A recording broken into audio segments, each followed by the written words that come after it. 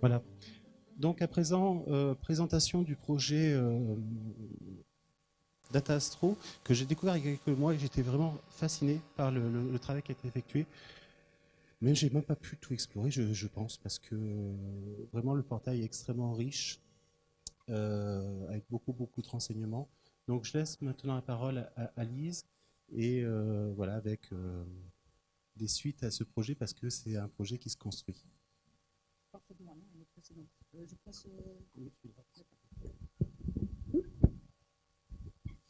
Alors, bonjour à tous. Donc, je m'appelle Lise Guerriero, et je vais donc vous présenter datastro.eu, qui est un portail open data de données ouvertes sur l'astronomie que j'ai créé avec la plateforme de ma boîte, de l'entreprise dans laquelle je travaille, qui s'appelle Open Datasoft. Donc moi j'ai fait la partie récupération de données et organisation, et l'outil c'est celui de mon entreprise. C'est celui de mon entreprise. Euh, Juste avant, je voulais faire une petite précision. J'en ai déjà beaucoup parlé avec des amateurs dans des soirées de manière informelle. C'est la première fois que j'ai eu l'occasion de faire une vraie présentation avec un créneau horaire et plein de gens devant moi et des astronomes amateurs. Donc je suis super contente. Alors, je suis un peu stressée, mais vraiment je suis super contente d'avoir cette opportunité. Donc merci beaucoup Eric. Alors c'est un portail qui est ouvert, qui est public, auquel vous pourrez accéder. Je pourrais très bien faire la présentation uniquement via le portail, mais pour m'aider moi, et puis parce que ça m'aidera à être plus organisé, j'ai une sorte de carte mentale de, de ce que je vais vous présenter et que éventuellement je pourrais vous partager par la suite. Alors d'abord, j'aimerais vous présenter le contexte de Datastro. Qu'est-ce que c'est? Alors déjà, qui je suis, hein, quel est un petit peu mon background astronomique, si on peut dire. Qu'est-ce que c'est que Open Datasoft, cette entreprise et cette plateforme. Ensuite, datastro.eu, il y a plusieurs types de données, donc je vais vous en présenter quelques-unes de différentes formes. Et après, je vais rapidement évoquer quels sont actuellement l'usage qui est fait du portail, un petit peu, et les possibilités que je vois à ce portail, et surtout après avoir vu la présentation précédente, je pense qu'il y a vraiment beaucoup de possibilités. Alors, alors, le contexte déjà. Alors, je sais pas si, ouais. Moi, donc Lise Guerriero, je suis passionnée d'astronomie, donc c'est pas très original dans cette salle. Euh, Quelque chose importante, j'ai été dans une classe en terminale qui était une thématique astronomie, et on a eu la grande chance d'aller observer pendant une semaine sur les télescopes professionnels de l'Observatoire de Haute-Provence, donc dans le sud-est de la France.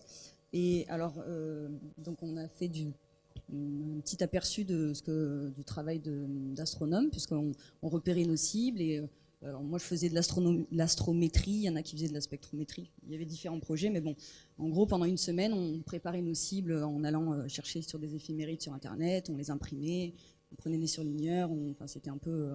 c'était il y a 10 ans maintenant, mais c'était un peu compliqué. Et donc, ensuite, on planifiait nos soirées d'observation. Enfin bref, voilà, c'était un vrai projet. Ensuite, on l'a présenté tout ça dans des concours internationaux. Voilà, ça c'est le petit projet que j'avais en terminale qui vous allez voir, important pour la suite. À côté de cet observatoire de Provence, il y avait un centre d'astronomie pour le grand public, adultes et enfants. Et du coup, j'y ai travaillé pendant 3 étés. Alors, j'étais animatrice scientifique. Alors, je faisais des animations plutôt classiques, on va dire, sur l'astronomie, planétarium, maquette du système solaire, enfin ce genre de choses. Évidemment, il y avait aussi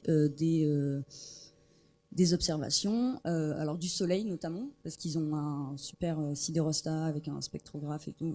Pour le Soleil, c'est vraiment bien. Et évidemment, des observations le soir sur plusieurs types d'instruments, et notamment des instruments manuels, comme des Dobson, où il faut pointer soi-même les cibles. Donc ça implique de connaître bien la carte du ciel, où sont les cibles des objets de Messier, par exemple, d'apprendre un petit peu tout ça.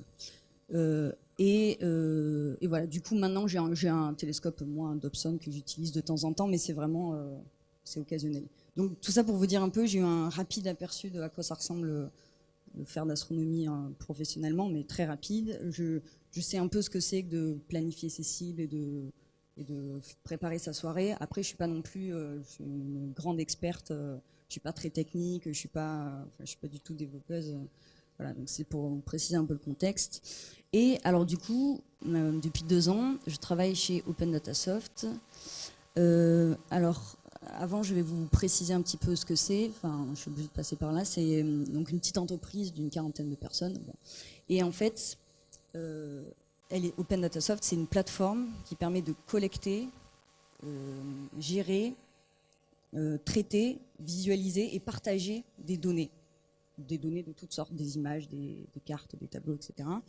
De partager des données. Alors ça peut être des données ouvertes, donc open data, donc souvent c'est des collectivités territoriales qui le font, ou des entreprises, ou ça peut être des données internes à une entreprise dans un réseau interne. Alors je vous montre très rapidement le principe de fonctionnement, même je ne vais pas rentrer dans le détail.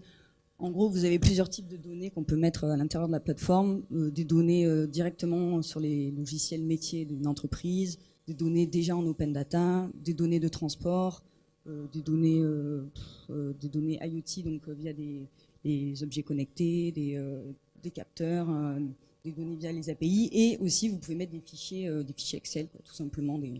C'est assez basique. Donc vous mettez tout ce type de choses dans la plateforme. Vous pouvez appliquer des processeurs pour nettoyer les données et puis surtout pour les croiser avec d'autres données. Et au final, vous avez une possibilité de voir la donnée directement, de la diffuser très facilement. Et si vous êtes développeur, très facilement de réutiliser la donnée au travers d'une application, d'un site web, ce que vous voulez. Alors, bon voilà, ça c'était un petit peu pour le contexte. Et alors, du coup, datastro.eu, donc ça ressemble à ça. Je vais juste boire un coup. Alors, donc ça c'est la page d'accueil qui a été faite par les développeurs de mon travail qui m'ont aidé, parce que moi je vous l'ai dit, je suis pas du tout technique. Bon, en gros, les données sont classées par 2 catégories. Support à l'observation, c'était plus pour les astronomes amateurs. Et astronomie en général, bah, c'était plus sur le reste. Et alors, je ne vais pas vous montrer tout en détail parce que bon, c'est pas le but. Et il y a différentes pages à propos des pages thématiques que je vous laisserai regarder. Je vous montre juste, quand on clique sur données, évidemment, on accède au catalogue de données. Donc un jeu de données, en fait, c'est soit un fichier Excel, soit une source. Enfin, c'est un ensemble de choses. Et ce qui est rigolo, c'est qu'on a pu mettre des gifs animés selon la catégorie. Si c'est pour les astronomes amateurs, il y a un petit rover lunaire, et si c'est pour l'astronomie en général, il y a une galaxie. Bon, ça c'est le petit détail. Alors, je ne vais pas vous présenter donc par ce biais-là. Je reviens, hop, voilà. Donc, vous pouvez avoir, il y a plein de données. Vous avez vu, il y a 36 jeux de données. Je vais évidemment pas tous vous en parler. On peut avoir des données sous plusieurs formes. Alors, je vais zoomer un petit peu, hop. Tableau, carte, graphique ou analyse et images. Donc j'ai choisi pour chacune de ces catégories-là des jeux de données qui me paraissaient un petit peu intéressants, faire sens, et je me suis dit que ça pourrait vous intéresser. Alors je commence par vous montrer à quoi ressemble un jeu de données, donc ce dont je parle depuis tout à l'heure. Alors par exemple, hop, le catalogue de Messier. Bon, je pense que la plupart d'entre vous connaissent ce catalogue qui rassemble 110 objets découverts par Charles Messier, entre autres, et qui sont en gros la plupart des objets les plus intéressants à voir les plus intéressants, les plus jolis, il y a beaucoup d'objets intéressants à voir quand on est astronome amateur. Donc vous avez une partie information, vous avez toute la liste comme ça, que vous pouvez évidemment parcourir de cette manière. Vous avez des filtres, des tris, vous pouvez sur le côté faire des filtres, filtrer les données. Vous avez toujours une partie analyse, donc qui est faite automatiquement. Alors là j'ai mis par exemple par type d'objet.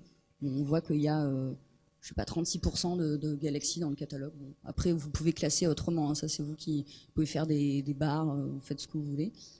Et quand il y a des images, bah, du coup, elles apparaissent dans l'autre onglet comme ça. Donc là, c'est la carte là c'est pour M3, voilà, où est M3 avec les informations associées. Alors je vous montre par exemple ce qui est intéressant. Imaginons, je veux regarder, je sais pas moi, les galaxies qui sont dans la constellation de la Vierge. Bon, je dis n'importe quoi. Hein. Et j'ai envie de montrer les images à mon pote astronome. Alors,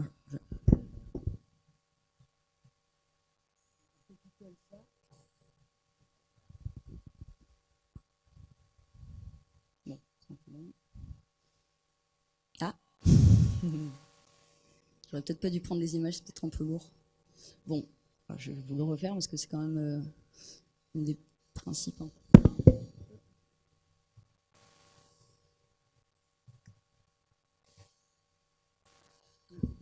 Donc voilà, là j'ai juste copié-collé un truc, hein, vous avez vu, c'est à la portée de tout le monde. Et voilà, du coup là j'ai partagé le tableau de, je sais plus, des galaxies présentes dans la Vierge. Donc on peut faire ça avec les graphiques, les images, vous avez le principe. Alors, hop, je zoome un petit peu. Alors le catalogue de Messier. Et ensuite, ce qui est intéressant, c'est qu'on peut vraiment se servir de cette base de données qui est assez puissante pour mettre plein de choses. Et alors moi, ce que je trouvais intéressant, c'était de mettre des catalogues, parce qu'il y a beaucoup de catalogues en astronomie, et de rassembler au même endroit des référentiels qui puissent servir aux astronomes amateurs. Alors je vous montre par exemple, hop, alors je vais fermer un petit peu, le catalogue NGC. Donc je ne sais pas si vous savez, c'est encore plus gros que le catalogue de Messier. Là, il y a 14 000 enregistrements. Donc le catalogue NGC, IC et Messier. Alors là, c'est compliqué parce qu'il y a des références qu'on retrouve aux 3 endroits, mais bon. Et donc, ça m'a demandé un peu plus de temps, mais voilà, là, il y a tout ça qui est accessible de cette même manière. Vous pouvez faire des filtres, des recherches, vous pouvez filtrer, afficher uniquement les objets de Messier, le type d'objet, etc. Et donc, du coup, j'ai pu lier avec le jeu de données que je vous ai montré avant, qui montre les images des objets de Messier. Donc ça, c'est intéressant de pouvoir, une fois qu'on a des données qui existent, hop, on les récupère sur la même... Là, j'ai filtré sur tout ce qui est Messier, hop, je récupère les images. Donc c'est cette possibilité de croisement de données qui est intéressant. Alors ensuite, donc toujours dans cette idée de référentiel et de catalogage, entre guillemets, j'ai mis en fichier Excel toutes les exoplanètes qui ont été détectées jusqu'à présent. Ça provient du site exoplanète.eu. Et donc du coup, voilà, c'est intéressant de pouvoir avoir plus de 4000 lignes avec plein d'informations. Alors, je ne comprends pas tout, hein, mais bon, toutes les informations sont présentes, filtrables, recherchables, etc., par année de découverte, ce que vous voulez. Vous pouvez directement plonger dans les données, si on peut dire. Et par exemple, si on filtre, si on l'analyse, si on regarde juste dans le type de détection, par exemple, un petit camembert, ben évidemment, on voit que c'est le transit, la méthode de transit qui détecte le plus exoplanètes. Bon, là, c'est assez simple, mais en gros, ça montre qu'on peut très facilement plonger dans les données et savoir de quoi elles sont faites très, très facilement. Ensuite, bon, alors là, c'est un peu le même principe, c'est un peu plus simple, mais c'est la liste des constellations. Alors là, je l'avais fait, c'est un copier-coller de Wikipédia. Hein. Tout ça n'existait pas forcément sous une forme très rangée, ou alors je ne l'ai pas trouvé. Et donc voilà, là c'est assez classique, mais en fait c'est l'idée d'avoir un référentiel au même endroit, donc avec les noms, etc. Pareil, une petite fenêtre d'analyse, bon là c'est par mois d'observation, et du coup des images associées. Bon, c'est le même principe. Et dernier petit tableau qui peut être intéressant entre guillemets, c'est là j'ai juste compilé beaucoup de données qui existent sur le système solaire, donc des données chiffrées. Alors c'est moi qui l'ai fait, mais on peut en mettre autant qu'on veut, et je voulais que tout ça soit rassemblé au même endroit et éventuellement réutilisable pour des applications comme celle qu'on vient de voir. Voilà. Et ensuite, c'est ça. Et ensuite, dernier type de données sous forme de tableau qui me paraissait intéressante à vous montrer. Je vous ai dit tout à l'heure que quand on était lycéen, on repérait nos cibles. Alors on allait sur le site du Minor Planet Center, je ne sais pas si vous connaissez, moi j'ai découvert. On imprimait les trucs, on surlignait, etc. C'était un peu compliqué. Et là, en gros, je me suis fait une sorte de clin d'œil à mon mois de 18 ans et j'ai mis les données du Minor Planet Center sur cette plateforme. Et ce qui est intéressant, c'est que tous les jours, c'est mis à jour. Enfin, ça se met à jour automatiquement. Et voilà, donc tout est disponible. Donc ce sont principalement des données sur les orbites des comètes, des astéroïdes. Nous, on travaille sur les astéroïdes. Bon, après, je pourrais vous laisser regarder. C'est pas très utilisable et utilisé parce que les formats de date n'est pas un format, c'est un format en temps julien et je sais pas convertir. Bon, pour l'instant, c'est juste, je l'ai mis pour le fun, histoire de voilà. Mais bon, après, s'il y a des astronomes professionnels et qui utilisent ça et qui vraiment savent ce qui est intéressant à filtrer et qui savent convertir, on peut réutiliser tout ça. Ça sera avec plaisir. Alors ensuite. Hop, je passe. Ouais, c'est ça. Partie carte. Donc, c'est vrai que bon, je fais un peu une pub, mais en même temps, je pense que c'est justifié. L'outil de mon entreprise, il est assez bien, notamment pour une chose, pour les cartes. Il vous suffit d'avoir une donnée géographique, alors soit un point, une coordonnée, soit même un nom de ville ou un nom de pays, et en 2 secondes, vous pouvez afficher tout ça sur une carte. Et alors, je vais vous montrer des cartes qui me paraissent intéressantes. Par exemple, la NASA, ils ont juste mis un truc, je sais pas, un jeu de données sur toutes les météorites, les chutes de météorites qui ont été répertoriées. Donc il y en a 45 000 quand même. Donc hop, là tout de suite on voit la carte. Et du coup c'est pratique parce qu'on peut chercher facilement plein de choses. Alors moi par exemple, je viens de Provence. Et du coup on m'a dit, ah mais il y a un truc, il paraît qu'il y a une météorite qui est tombée dans notre ville, Apt. Alors du coup, ah ouais, je vais regarder, ok. D'accord. Ah ouais, en effet, ouais. Ah oui, en 1803, ouais, en effet, tout à fait, il y a une météorite qui est tombée, 3200 grammes, machin. Donc voilà, c'est quand même, c'est pratique. Et voilà. Donc ça, c'est un exemple de carte. Ensuite, alors, autre possibilité intéressante, c'est qu'on peut construire des cartes. Parce que là, ce que je vous ai montré, c'était assez basique.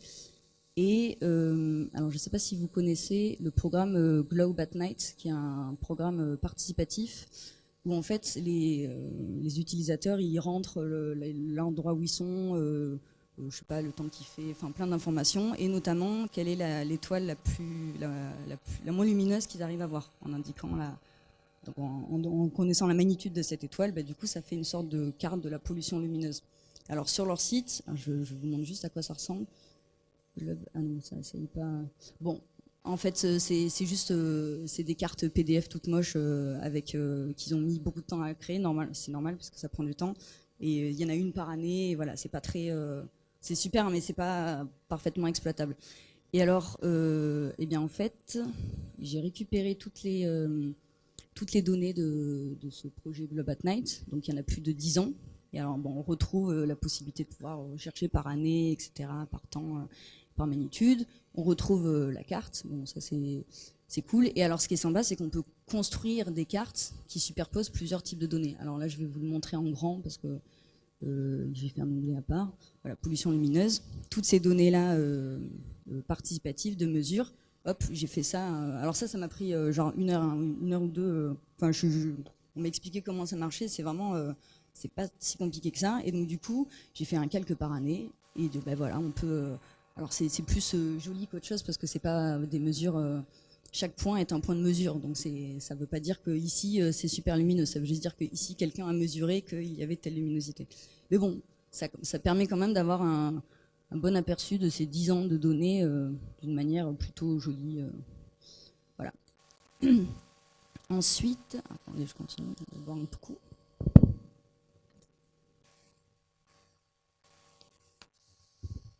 Alors, autre chose que, enfin, il y a énormément de possibilités de cartes à faire, hein, mais bon, il y a le label des ANPCEN ou je sais pas quoi sur les villes et villages étoilés de France et qui récompense en fait toutes les villes qui font des efforts sur la pollution lumineuse. Alors, il y avait un PDF pas du tout exploitable.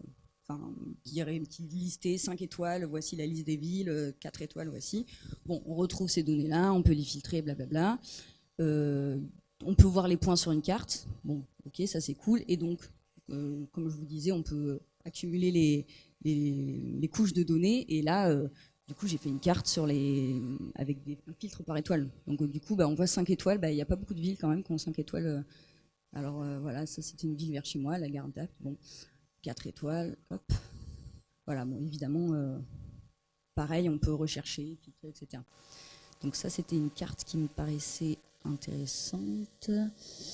Et ensuite, alors dernière carte, je la montre, mais bon, c'est une carte des observateurs en France. Alors, à ma connaissance, ça existe, mais pas forcément sous une forme de liste ou d'API ou de choses qui soient vraiment pratiques et réutilisables. Et alors, du coup, je crois que j'ai... bon, je sais peut-être pas trop faire, mais j'avais copié-collé des trucs de Wikipédia pour faire un fichier Excel. Et j'ai fait ça. Donc après, c'est pas ultra précis, etc. Mais bon, ça a l'avantage de présenter quand même près de 2000 endroits où il y a des observateurs en France avec l'emplacement et le code MPC. Donc s'il y avait plus d'infos, on pourrait mettre des photos, on peut imaginer ce qu'on veut. Voilà, donc ça, c'est pas... c'était dans l'idée de toujours de faire une sorte de référentiel où tout est rassemblé au même endroit et puis après, on en fait ce qu'on veut. Alors, voilà, ça c'est pour la partie carte. Alors, vous avez peut-être compris que du coup, chaque donnée, il y a une liste et ensuite il y a une partie analyse. Donc, on fait l'analyse qu'on veut. On peut additionner faire des analyses un peu plus complexes en additionnant les données. Mais bon. Et il y a un truc qui me paraissait intéressant au niveau de la courbe que ça donne, c'est l'activité solaire. Alors, je ne sais pas si vous savez, mais le cycle solaire a une activité de 11 ans et qu'on peut observer ça en comptant le nombre de tâches qui sont à sa surface. Bon, ça, c'est quelque chose que j'ai répété. Enfin, on voit dans les livres d'astronomie, à la courbe, le cycle de 11 ans. Bon, ok. Et j'ai vu qu'il y avait une liste qui, depuis 1749, qui comptabilisait le nombre de tâches solaires. Juste 3, 12, 40, machin. Et donc, moyennant quelques petits paramétrages, en le mettant dans cette plateforme, c'est cool parce qu'on retrouve cette fameuse courbe avec un cycle solaire de 11 ans. Mais du coup, là, on sait qu'en 1848, ils ont compté 129 points. On constate même des minimums. Alors, je ne sais pas comment il s'appelle celui-là, Dalton. Enfin bon, probablement que vous en savez bien plus que moi, mais bon. L'idée est de pouvoir retrouver vraiment des données historiques un peu, mais sous une forme vraiment. Là, on peut faire des filtres. Alors, ça mériterait peut-être d'être mieux traité pour que ça soit plus exploitable. Mais voilà, ça c'est une courbe que je trouvais intéressante. Et ensuite, oui, alors tout à l'heure je vous ai montré la carte des météorites par des chutes de météorites. Bon, la revoici. Et du coup, si on fait une analyse, alors tout simplement, là j'ai mis, je sais pas, des gros carrés sur le nombre de pays qu'on a référencé le plus de météorites. Voilà, du coup, je savais pas du tout. Oman, voilà, ils en ont beaucoup. Alors, c'est un peu logique parce qu'ils ont des déserts et forcément, c'est là qu'on retrouve le plus de météorites. Mais ça permet de voir des choses. Voilà, aux États-Unis, il y en a pas mal. En Libye, pas mal aussi. Bon, voilà, ça permet de découvrir des choses sur les données. Ça peut être intéressant. Alors ensuite, probablement vous êtes tous bien plus scientifiques et techniques que moi, mais j'ai mis le tableau périodique, la classification des éléments de Mendeleïev en open data aussi. Et alors on retrouve le tableau basique. Et du coup, quand on fait une analyse, moi j'ai classé le numéro atomique par année de découverte. Et alors du coup, on voit que en gros, avant les années 50, c'était un peu le par hasard quoi. Et puis après, ça y est, on a su synthétiser les éléments. Je sais pas trop expliquer, mais c'est intéressant de voir là comme ça. Ah tiens, on s'aperçoit de ce genre de choses juste avec une petite analyse comme ça, et je trouve que c'est intéressant. Il y a probablement d'autres analyses à faire. Bon voilà, là c'est juste les éléments découverts par année, mais bon. C'est avec des collègues, on a discuté, je leur montre ça, je leur dis ah oui, mais tiens, regarde, à partir des années 50, ça veut probablement dire ça. Voilà. Donc ça c'est un des exemples de choses qu'on peut vraiment regarder les données. Et ensuite, alors, dans le même style, mais en plus astronomie, l'abondance relative des éléments chimiques. Alors c'est assez simple, mais quand on regarde le pourcentage en pourcentage sur Terre, du coup voilà l'oxygène. Puis après, on peut facilement regarder dans l'univers. Et l'abondance, évidemment, c'est l'hydrogène et l'hélium. Mais donc, ce genre de choses, je trouve ça plutôt cool de pouvoir le faire en direct. Et c'est pas une image sur un livre d'astronomie, c'est nous qui découvrons, entre guillemets, la donnée. Et ensuite... après, j'avais mis, je vais pas tout vous montrer, mais les instruments de la NASA, ils publient pas mal de données, notamment sur... quels sont le type d'instruments qu'ils ont envoyés. Bon, après, vous avez compris le principe. Et dernière catégorie, ce sont les images. C'est la partie la plus sympa, je trouve. J'ai mis des images donc, dans cette plateforme. Malheureusement, pour des problèmes de droit d'auteur principalement, évidemment, j'ai pas pu mettre toutes les images que je voudrais. Et j'avais un super projet de participatif de photos d'astronomes amateurs, mais bon, je pourrais vous en parler, mais pour l'instant, il ne va pas pouvoir être fait parce que forcément, c'est la plateforme de mon entreprise et il ne faut pas qu'on fasse n'importe quoi avec les données personnelles et les droits d'auteur. Mais bon, donc je vous montre pour l'instant 2 jeux de données qui viennent de la NASA, donc qui ont des droits d'utilisation qui sont beaucoup plus libres. Et alors un qui a quasiment lancé ce projet Datastro, c'est les archives du projet Apollo, qui existent sur Flickr. Il y a un album Flickr et toutes ces photos, on clique dessus, on affiche en grand, on attend un peu, on passe à la page 3, à la page 4. Donc c'est super. Mais là, ce qui était cool, c'est qu'il y a un développeur de mon boulot qui a créé un script, qui a récupéré toutes ces photos, et en 1 heure, hop, elles étaient sur la plateforme. Et donc, du coup, il y a 14 219 photos historiques, et, ou pas d'ailleurs. Toutes les photos, les ratées, les pas ratées, les historiques, les astronautes en train de se raser, les astronautes qui prennent un truc qui est loupé, tout ça, et en fait, il n'y a pas de sélection, il n'y a pas de... Tout ça est au même endroit et c'est plutôt fluide et rapide et ça permet vraiment de se plonger. Enfin, moi, je me suis plongée avec plaisir presque dans tout ça parce que évidemment, je connaissais les photos les plus connues, mais là, on voit, voilà, on voit plein de choses et puis c'est différent. On peut filtrer, je sais pas, Apollo 11 évidemment si on veut regarder. Et du coup, on voit toutes les photos, voilà, des trucs un peu bizarres et puis les photos historiques, voilà, ça, c'était assez. Ça sert pas à grand chose entre guillemets, mais je trouve que pour se plonger vraiment dans un contenu, je trouve ça assez intéressant. Et alors, dans le même principe, toujours la NASA, ils avaient mis des photos du télescope Hubble. Et alors là, j'en ai récupéré 1000 environ. Et voilà, donc même principe, il y a beaucoup de photos qui sont toutes là rassemblées là.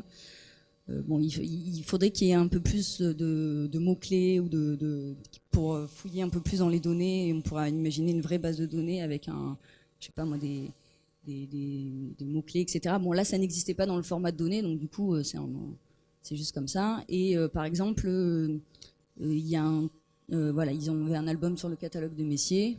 Voilà, du coup, je l'ai remis dans cet onglet-là. À part parce qu'on peut faire assez facilement une sélection et voilà, on retrouve nos 110 objets de Messier pris en photo par le télescope Hubble avec une description, etc. Voilà, donc ça c'est pour les images de la plateforme. Ensuite, hop, alors si vous me permettez, je rebois un coup.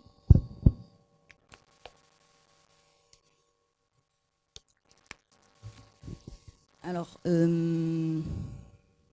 du coup, bon, là, je vous ai fait un aperçu. Enfin, il y a beaucoup de jeux de données. Je vous laisserai les regarder si vous voulez.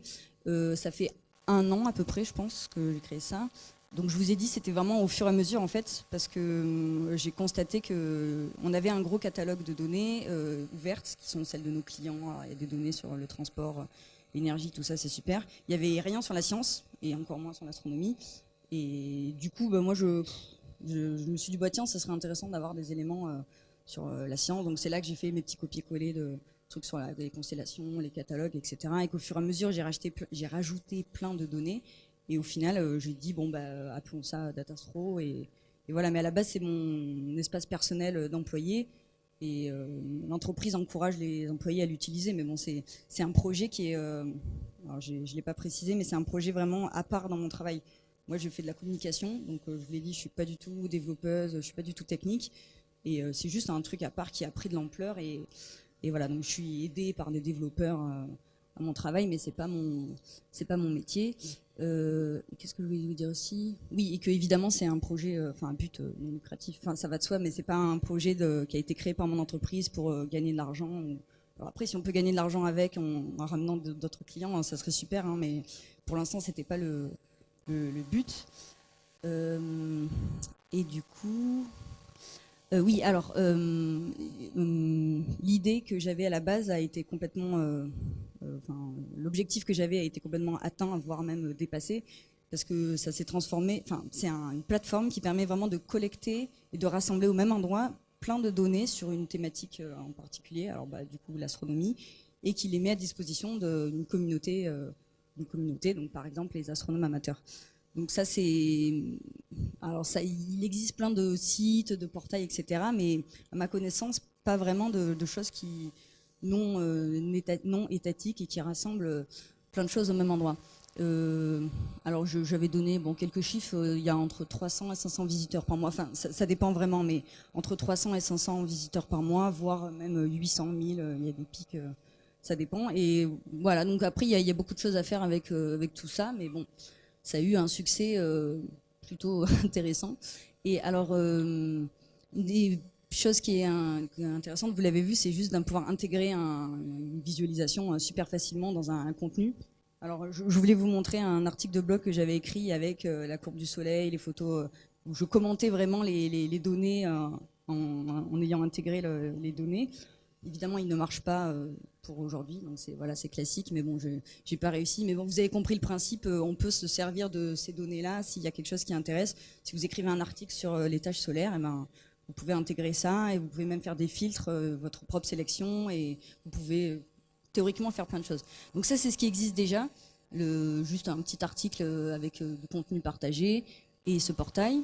Et alors évidemment, il y aurait énormément de pistes, enfin, je pense qu'il y a pas mal de possibilités avec ça. Alors, déjà, on pourrait, ça serait assez cool que, par exemple, des gens qui écrivent sur l'astronomie, et que ce soit des professionnels ou genre des journalistes, ben, pourquoi pas, ils puissent intégrer ces fameuses visualisations de données dans leurs articles. Je trouverais ça plutôt sympa, ça me plairait bien. Après, c'est déjà un petit peu le cas, mais pourquoi pas, si les astronomes amateurs veulent avoir certaines données présentes dans cette plateforme, bah, du moment que c'est sous forme de fichier Excel ou même sous une autre forme, théoriquement tout est faisable. Donc, si vous avez des idées, allez-y. Et ensuite, je ne peux pas trop vous en parler parce que moi je suis pas. Mais il y a des API dans la plateforme qui permettent d'interroger directement les données. Donc ça c'est une API assez puissante, assez bien faite. Et il suffit de savoir coder un tout petit peu de HTML pour construire des tableaux de bord, des pages. Et c'est vraiment, moi j'avais jamais fait d'HTML, j'ai réussi à faire 2-3 trucs. Et quelqu'un qui serait vraiment développeur, il pourrait vraiment construire théoriquement beaucoup de choses, croiser je sais pas, faire des tableaux de bord. Pourquoi pas un tableau de bord où, selon l'endroit où vous êtes localisé, vous avez, ça vous indique s'il y a une météorite qui a atterri à côté, ça vous indique, je ne sais pas, s'il y a un observatoire qui est à côté, ça vous indique quels sont les astéroïdes qui passent pas loin. Si on rassemble toutes ces données et qu'elles sont liées par une même information, ben, tout est possible. Donc pourquoi pas, je sais pas, créer des tableaux de bord, des applications web ou mobiles. Donc on retombe sur le projet précédent. Tout est théoriquement possible. Alors je vous parlais tout à l'heure du Minor Planet Center. Là, moi, c'est des données que j'ai utilisées il y a 10 ans et je les ai mises là pour le fun. Mais après, s'il y a des gens qui s'en servent régulièrement et qui veulent m'expliquer, les valoriser, etc., pourquoi pas je rajoute d'autres et on pourrait imaginer que des astronomes professionnels viendraient rechercher leur cible là, construire des tableaux de bord spéciaux pour eux. Voilà, pourquoi pas. Et ça c'est double. Et dernière chose, alors je vous montre à quoi ça ressemble. Ouais, j'ai quelques minutes. Je vous ai parlé d'un projet participatif, alors que du coup je vais pas pouvoir lancer, mais bon, je vous montre le principe parce qu'il est duplicable pour d'autres choses, qui est assez proche vraiment avec le précédent. En fait, on pourrait imaginer un jeu de données où, allez, ça marche pas. Où les gens posteraient des photos d'un astre quelconque, déjà sur Internet. Pourquoi ça marche pas? Bon, c'est toujours quand on veut montrer un truc, ça marche pas. Bref, en gros, il y a un formulaire Google qui est intégré dans cette page, et donc du coup, vous rentrez le lien de la photo. Quel est le pays où vous êtes, quelle est votre ville si vous êtes en France, et vous pouvez dire si c'est une galaxie, une étoile ou ce que vous voulez. Et ensuite, tout ça se retrouve automatiquement sous forme de tableau. Et je vous ai dit tout à l'heure qu'on pouvait récupérer des données d'ailleurs. Donc si vous dites, moi j'ai pris en photo M13, et ben M13 il est dans mon catalogue de Messier, il est dans mon catalogue NGC, etc. Donc il peut récupérer beaucoup d'informations. Il suffit de dire, ben voilà, M31, et hop, on retrouve les coordonnées, Radec, la constellation dans laquelle c'est, la surface. Voilà, vous mettez vos trucs et hop, tout de suite ça se croise avec d'autres choses. On pourrait avoir une carte du coup pour voir les photos qui ont été prises près de chez soi, etc. Et donc du coup, on pourrait analyser quel est le télescope qui est le plus utilisé, ou quel est, j'en sais rien moi, à une date donnée, parce qu'il y a une partie calendrier, à une date donnée, quelles sont les photos que les gens ont prises. Et puis évidemment, on pourrait regarder les images. Donc techniquement, entre guillemets, on a fait en sorte, j'avais préparé pour que ce soit utilisable. Bon, je ne vais pas pouvoir le lancer pour l'instant, mais après, on peut imaginer vraiment plein d'autres choses où les gens postent des contenus, postent je sais pas, des choses qui les intéressent, et ça s'organise automatiquement, entre guillemets. Et puis après, c'est croisable avec d'autres données, c'est réutilisable par des développeurs, etc. Et bien voilà, je pense que j'ai terminé à peu près pour cette présentation.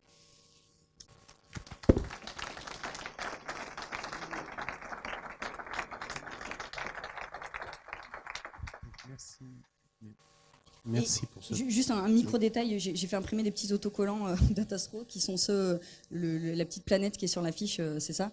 Et donc du coup j'en ai amené quelques-uns. Alors il y en a, mais il y en a pas non plus beaucoup. Donc en gros c'est fait pour communiquer. Si ça vous plaît, si vous voulez partager, c'est fait pour. Donc allez-y. Juste n'en prenez pas 25 pour les jeter. Et j'ai aussi ramené des petits goodies de mon entreprise. Alors juste May the data be with you. Je me suis dit que ça pourrait intéresser des space geeks. Et c'est donc un petit autocollant. Et on a même des petits décapsuleurs ouvrez plus que vos données. Voilà, donc ça c'est les produits de ma boîte, mais si vous voulez, ils sont là à votre disposition. Merci pour ce travail, ce dynamisme. Voilà quelques retours, questions avant le déjeuner. Oui. Oui, alors merci pour la présentation de ce portail extrêmement impressionnant quand même, mais moi, ce qui m'impressionne tout particulièrement, c'est comment vous réussissez à mettre à jour tout ça. Par exemple, le catalogue du MPC, tous les jours, ils en produisent. Alors, est-ce que vous avez des routines qui vont récupérer des données ou, enfin, voilà. Je n'ai absolument aucune, je ne suis absolument pour rien là-dedans. C'est vraiment super facile. Alors, je vais vous montrer si je filtre par. C'est vraiment, c'est l'outil qui est vraiment très bien fait et qui, vous l'avez compris, est destiné aux non techniques. Et par exemple, si je vous montre à quoi ça ressemble, j'ai juste eu à planifier un petit, je sais pas comment on appelle ça, là, un petit calendrier qui tous les jours va chercher. Alors d'ailleurs, j'allais chercher un peu trop souvent les données et puis après ils m'ont bloqué parce qu'ils voulaient pas qu'on prenne leurs données comme ça et puis j'ai essayé de leur expliquer pourquoi c'était. Bon, bref, c'est pas grave, mais voilà, planificateur tout simplement, tous les mois. Voilà, j'ai fait tous les mois. Mais on pourrait imaginer si vraiment il y a un vrai service qui est développé avec ça, le faire toutes les minutes. On a même des clients qui font toutes les secondes. Théoriquement, tout est possible. Après, ça dépend l'argent, ça dépend les moyens et l'utilisation. Mais voilà, c'est juste une option. J'ai rien fait.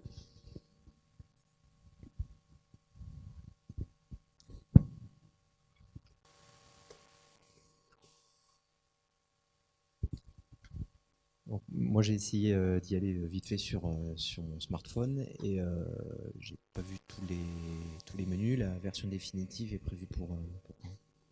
Et est-ce qu'il y a une version différente entre tous les le menus, smartphone c'est-à-dire, pardon, j'ai pas pu accéder à tous les Alors normalement, enfin les portails sont normalement responsives. Après, c'est sûr que le téléphone c'est pas forcément le meilleur moyen. Et en fait, je pense qu'il y a juste un petit menu sur le côté qui c'est vrai moins pratique, mais et on peut naviguer pareil. Et je l'ai déjà fait. Bon, c'est clair que c'est absolument c'est beaucoup moins pratique, mais je crois que c'est juste il y a un menu qui est caché sur le côté.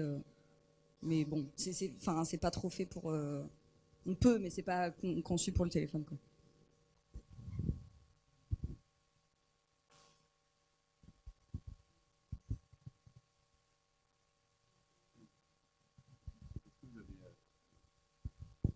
Est-ce qu'il y a des interfaces, des recherches de données sur des bases comme Sinbad ou des choses comme ou des forums d'astronomie qui ont également évidemment déjà des choses de ce genre-là. WebAstro a un portail, beaucoup de choses correspondent à ces menus-là. AstroSurf également, Futura Science. Donc, et puis bien entendu Cloudy Night et bien d'autres. Donc comment tout ça est interfacé avec ce qui existe déjà? Alors, donc en effet, il y a énormément de choses qui existent. Il y a Simbad, j'ai dit Simbad, et puis après tous les autres qui sont des portails. Alors juste sur Simbad et même d'autres bases de données, c'est clair que moi la première chose que je voulais faire c'était récupérer ces données vraiment professionnelles entre guillemets, les mettre dans la plateforme. C'est juste que après moi je sais pas faire. Enfin techniquement c'est possible, mais moi j'ai essayé de copier-coller l'adresse dans un nouveau jeu de données. Des fois ça marche et puis des fois ça marche pas. Donc on pourrait récupérer toutes ces données là. J'avais même contacté l'Observatoire de Paris pour leurs éphémérides et pourquoi pas ça serait possible et en fait ce qui est intéressant c'est que je peux pas trop parler vraiment de l'apport mais c'est vraiment que les API font que c'est utilisable directement, on peut visualiser directement les données et on peut les partager très facilement. Donc ça les autres sites ils mettent leurs données sous forme de fichiers Excel, le MPC il fait ça là. Mais c'est super, les données sont à disposition mais c'est clair qu'elles sont pas moins facilement consultables et diffusables et partageables. Donc mon rêve, pourquoi pas, ça serait que toutes ces données soient aussi ici et que du coup ça soit un portail centralisé. Et alors oui, en effet, juste sur les autres AstroSurf, etc., il existe beaucoup de sites partout. Et donc, le but, c'était pas de remplacer, mais c'était vraiment d'avoir une sorte de... C'est les données, en fait, il y a pas de... C'est quelque chose qui existe déjà par ailleurs, et on récupère la version brute là-dessus, et après, on en fait ce qu'on veut. Donc après, AstroSurf, etc., c'est plus des forums qui pourraient, en effet, on pourrait avoir des échanges, moi, je pourrais récupérer des données, je ne sais pas s'ils ont une API, je pense que ça serait possible de le récupérer et qu'ils se servent des API de certaines données. C'est juste qu'après, il faut du temps, théoriquement, tout est possible et je sais pas, ça serait intéressant que tout soit sur une plateforme plus ouverte et réutilisable. Mais bon, après, c'est aussi des questions de temps et voilà. Mais bon, après, aussi, il y a plein de données qui existent que je connais pas et qui sont facilement récupérables pour les mettre là-dedans. Je veux bien.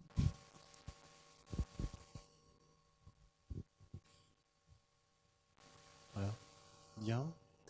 Eh bien, on va s'arrêter là pour cette matinée. Donc, on va maintenant passer au déjeuner.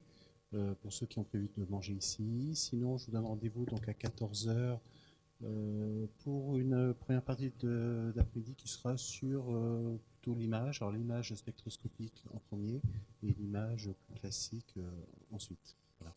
Donc, bon appétit et à tout à l'heure. Merci encore.